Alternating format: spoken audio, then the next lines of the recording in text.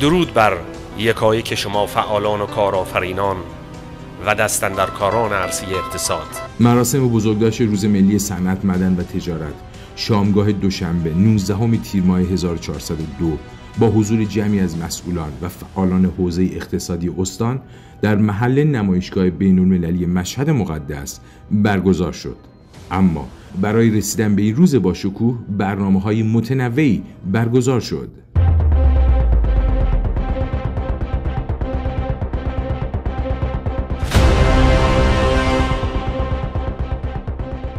اولین نشست مدیران اقتصادی استان با حضور ابوالفضل چمندی، معاون هماهنگی امور اقتصادی استانداری خراسان رضوی در تاریخ 5 تیر ماه 1402 برگزار شد.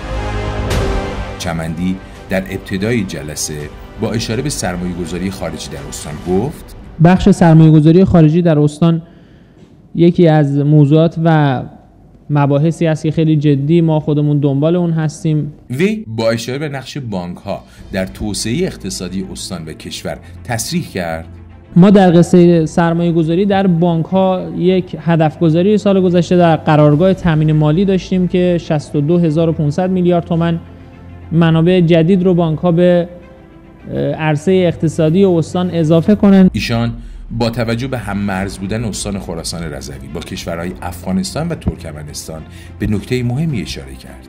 در مبادی مرزیمون دوقارون و سرخس که اهمیت بسیار زیادی داشت برای ما و لطف‌آباد در درگز، پیگیری‌های ما این بود که تمام اتصالات ما و کریدورهای ما از نظر ترانزیتی به ما کمک کنه هم ترانزیتمون رو تقویت کنیم و هم صادراتمون رو. دوقارون طرح پایانه جامعه مرزی ما بوده که سالهای سال اونجا متاسفانه طرح اجرا نشده و به عقب افتاده. الان از دهه فجر سال گذشته طرح شروع شده. امیررضا رجبی، مدیر کل صنعت، معدن و تجارت استان با تاکید بر تحقق شعار سال 1402 گفت: